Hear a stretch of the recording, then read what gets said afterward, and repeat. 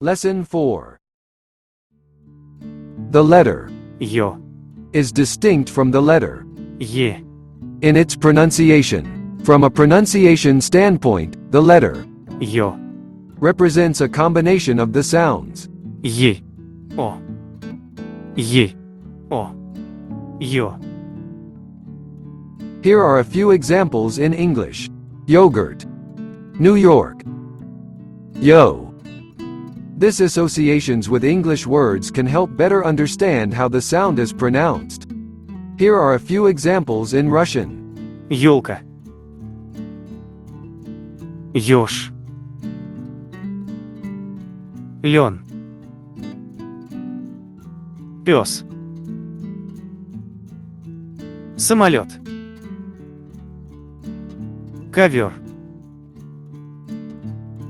Consider the letter as a combination of the sounds Е. and. О.